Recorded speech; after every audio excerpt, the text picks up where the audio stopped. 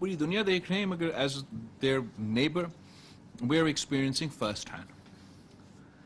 And the context, the concept of the SCO, of regional integration, of economic, हमारा जो vision है कि हम Central Asia से trade करवाने चाहते हैं, we want to be the access to the warm waters for all these countries in Central Asia that are landlocked. And सब अपने economic integration चाहते हैं, regional economic integration चाहते हैं. So Afghanistan is a key peg in that. कि अफगानिस्तान अगर stable होगा, secure होगा, प्रॉस्परस होगा, तो सबसे पहले अफगानिस्तान के अवाम को फ़ायदा होगा. But the next people to benefit would be the people of Pakistan and the neighboring countries. And our transit trade और इस लिहाज से काफ़ी फ़ायदा हो सकता है. हम भी, we are cognizant of that. The Afghans are also cognizant of that. And this is why we're all very interested in engaging with Afghanistan and trying to, and हमारा नियत तो यही है कि हम चाहते हैं कि अपने अफगान भाइयों के issues जो हैं हम एक अच्छे अंदाज से, अच्छे तरीके से इनको हल करें.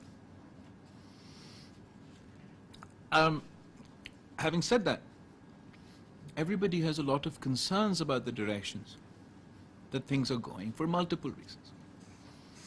एक तो let's start with उनके साथ जो नाइंसाफियाँ हो रही हैं. जो अफगानिस्तान के resources है, जो उनके अपने funds हैं, they've been unilaterally frozen and usurped by Western countries. After spending decades in Afghanistan, there's a mood amongst not necessarily, if not the Western leadership, but the Western parliaments, the Western politicians, the Western public, that they want to cut their hands and wash their hands and turn their backs on Afghanistan. And the impact of NATO forces leaving that area, that you're also seeing in the form of law and order situation within Pakistan. The security dynamics, the security challenge that they are facing. जो अफगानिस्तान और अफगान के interim हुकूमत से हमारा इतना ही request है कि हम सारी चीज़ें में आपका मदद करना चाहते हैं.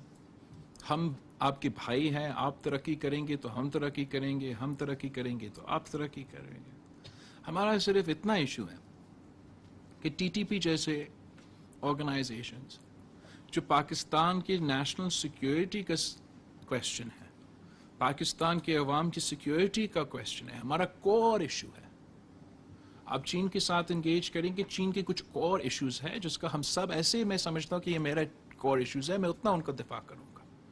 तो मेरा उम्मीद होगा, पाकिस्तान के अवाम का उम्मीद होगा कि अगर ये पाकिस्तान का कोर इशू को अफगानिस्तान का इंटरम हुकूमत इतना ही गार्ड करेंगे जैसे वो उतना उनका अपना कोर इश्यूज है. And as far as the question of the security threat emanating out of Afghanistan, that is something that is first affecting us. तो हम तो अभी से उससे मुतासिर हो रहे हैं. But if that is something that I remind whoever I engage with that we are the first victims, but खुदा ना खास्ता we won't be the last victims. अगर economic situation इस तरीके से बिगड़ता जाएगा अफगानिस्तान में, रेफ्यूजी एक्सोडस भरता जाएगा इस तरीके से अफगानिस्तान से, और ये सिक्योरिटी थ्रेट जो वहाँ से एमिनेट होता है उसको सीरियसली ना लिया जाए, if it's not taken seriously by their interim government, if it's not taken seriously by the international community, then this is a disaster waiting to happen. Now we have hard facts to speak with our neighbors with. We don't talk about emotions. We have facts that in the 600 days to the lead up to the fall of Kabul, there were a total of 5 terrorist incidents in Pakistan, on Pakistani soil conducted by these groups. 600 days post the fall of Kabul, that number went up to 50. Now this is a genuine concern for us. They are attacking, directly targeting my law enforcement agencies, my armed forces. And इस पे हमारे political consensus across the board है कि there is no compromise. This is the conversation that I have with all my members. I tell you, this is a unique point कि इतना polarized geopolitical environment में अगर आप bilaterally ममालिक के साथ बात करते हो तो every country shares the same concerns. They all want economic stability in Afghanistan, they want women's rights, they want inclusion, and they want the security concerns addressed. आपस में इतना बात नहीं कर रहे हैं. Internationally, we're not coordinating amongst ourselves enough, in my view, in Afghanistan. But bilaterally, जब बात हो, so there's a cognizance about these concerns. But to your point, Senator Saab, जैसे मैं वापस आया SCO से, हमारा bilateral था चीन के साथ, फिर trilateral था चीन अफगानिस्तान के साथ, और फिर मेरा bilateral था interim government के साथ. और जो everybody else must have gone in with the broader agenda. And in an ideal situation, I too have a broader agenda. But for these particular interactions, I had a one-point agenda. कि Tehreek-e-Taliban Pakistan, BLA, Majid Brigade, all this other alphabet soup of terrorist organizations that are functioning. This was my one-point agenda. कि इसको आपने हमारा page पे आके, we have to address this issue. And I was very clear with my Afghan counterpart that this is the one thing standing in the way of Pakistan-Afghan relations. Because एक issue हल हो जाता है, then there's nothing that can stop us. हम पूरा दुनिया को मिलके मुंह दे सकते हैं. मगर जब तक ये मसला हमारे दरमियान में रहेगा, तो there'll be a lot of space for problems to take place. We are engaged persistently, aggressively, diplomatically with them on this issue, on all fronts. And one thing I will give them is that there is, no one can deny that there's a capacity issue. NATO has up and left from Afghanistan. They don't have a standing army. They don't have a coordinated, synchronized counterterrorism force. यहाँ तक कि उनके पास वो border force नहीं है कि वो अपना border manage करे. And border management science all over the world will tell you कि border manage करने के लिए जो basic element है कि वो एक तरफा manage नहीं हो सकता है, वो दोनों तरफ manage हो. ये उनका genuine missiles हैं. This I'm willing to appreciate, understand. I have empathy for these issues. What we won't and cannot have empathy for, what we don't have sympathy for, is if there's a lack of will to take on those people and those groups that are a serious threat to us. As far as the comment about Pakistan having dialogue with those groups, that would be a decision for Pakistan. And Pakistan has taken the decision that we've ended the policy of appeasement. There's no room for the policy of appeasement. And वो लोग जो हमारा आईन नहीं मानते हैं, जो हथियार उठाते हैं पाकिस्तान के खिलाफ, रियासत के खिलाफ, उनको we will deal with them with an iron fist. And I have conveyed to my honorable counterparts in no uncertain words that there can be no confusion. कि इस पे हमने साथ मिलके काम करना है ना. पाकिस्तान को हर वो काम करने के लिए तैयार है इन organizations का, इन तंजीमों का मुकाबला करने के लिए. I can't paint you the most perfect picture about the situation, but I'm committed to continuing to engage with the interim government in Afghanistan. I see no other solution other than engagement. But ये एक लंबा सफर है जो हमें साथ तय करना पड़ेगा. And जैसे ये issue तय हो जाए, तो पाकिस्तान के काफ़ी मसले हल हो जाते, उनके अपने मसले हल हो जाते. ये जो हमारा SCO है, इनका जो economic potential है, वो unlock हो जाता. So thank you for your question.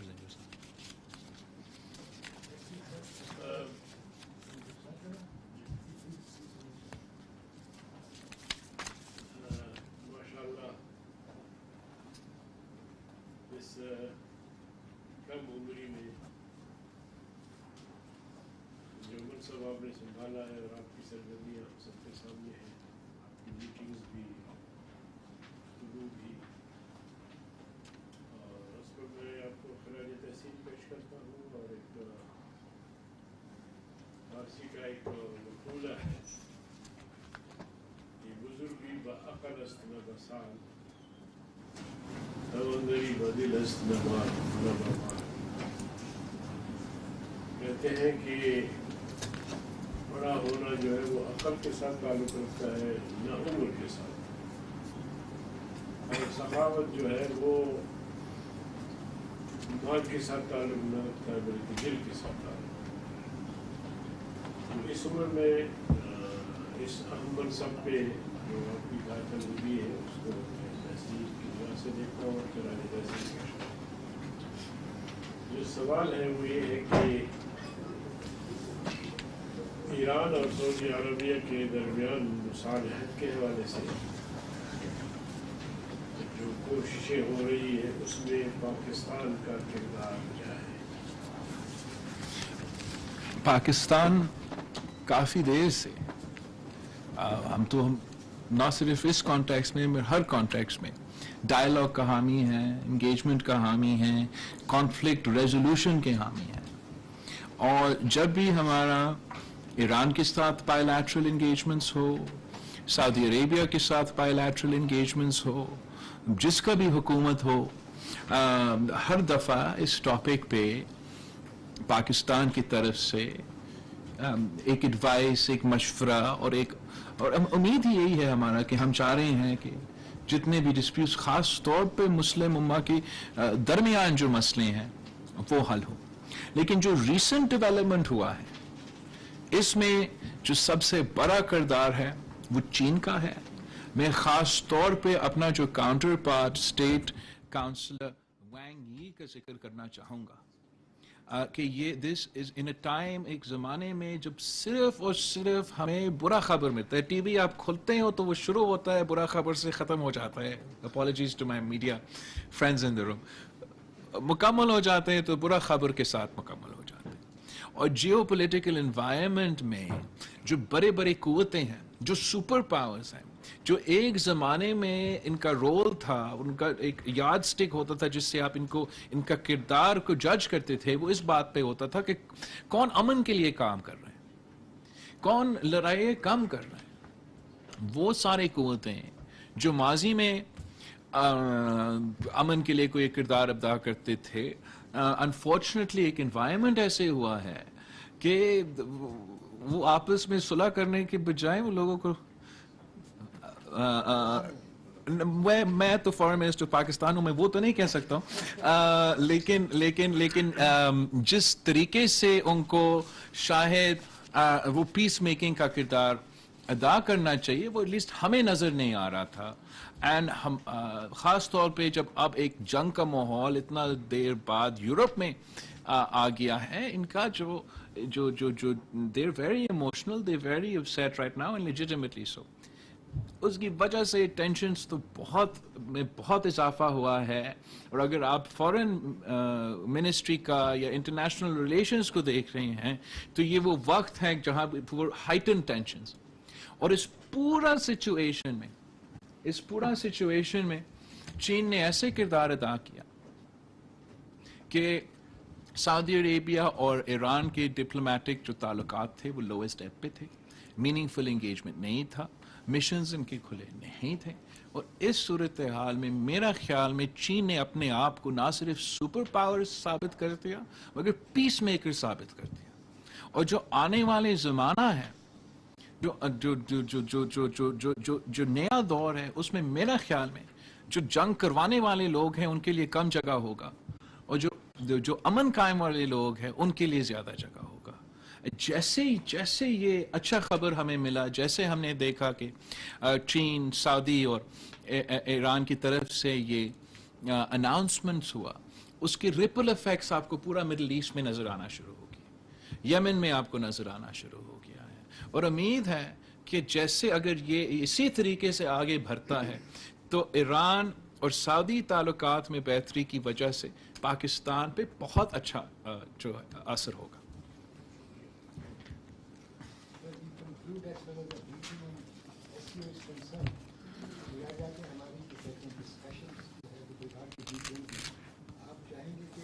I'll start off briefly, then just before I get into the details, then I'll ask our media friends to. Okay. तो जहाँ तक G20 का पूरा मीटिंग नहीं तो ये यूथ कन्वेंशन, टूरिज्म का जो इवेंट्स रखे गए थे ऑक्यूपाइड कश्मीर में, यकीनन अफसोसनाक, कंडेमेबल, जितने दफ़ा हम कंडेम करें वो कम होगा, ऑफेंसिव, obnoxious। मुझसे इस पे सवाल किया गया था जब मैं भारत पे था, और मैंने तब भी उनको यही जवाब दिया कि ये तो समझ रहे हैं कि ये शायद पर कमाल कर रहे हैं, मैं समझता हूं कि पूरी दुनिया को ये पैगाम दे रहे हैं। इनका एरोगेंस जो है that is on display for the world to see, कि भारत कह रहा है तो hell with international law, to hell with the United Nation Security Council resolutions, मेरी मर्जी जो मैं करूं। वो शायद खुश हो रहे होंगे कि ये काम कर रहे हैं, मगर मेरा ख्याल में उनका असल चेहरा जो है वो दुनिया के सामने बेनकाब हो रहा है। You can't dream of being a super power by violating international law. You can't aspire to be a superpower by violating UN Security Council resolutions. तो ये जितना अपने अना पे और अपनी जिद की वजह से इस किस्म के काम करेंगे, उतना ही मेरा ख्याल में वो दुनिया के सामने बेनकाब हो जाएंगे। This was an obnoxious effort. मगर आपने देखा, मैंने सिर्फ एक ही इतना ही सा वादा किया था भारत में जब मुझसे पूछा गया, बड़े क्लेम्स नहीं, मैंने सिर्फ इतना से उनको कहा कि आप देख लेंगे Bharat will be unable to achieve 100% attendance, और इसलिए कि मुतनाज़ा इलाका है, इसलिए कि इंटरनेशनली डिस्प्यूटेड टेरिटरी है, इस गोल पे नाकाम रहे। And they were unable to get, I think it was 60 was the total invite list, कि वो 60 जो उनका टारगेट था, जिनको उन्होंने दावत दिया, everybody didn't attend in person.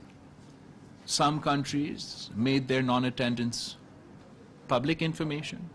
Some countries didn't attend but didn't make their non-attendance public information. Other countries downgraded their attendance to very, very junior levels, and attended despite their protest on the issue of Jammu and Kashmir or the issue of a disputed territory.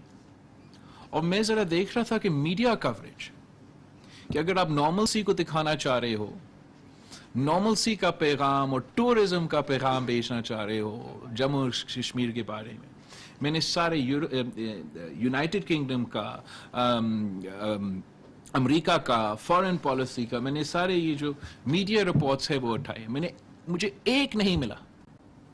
I could not find one international media report on the conference in Jammu and Kashmir that was confined to tourism.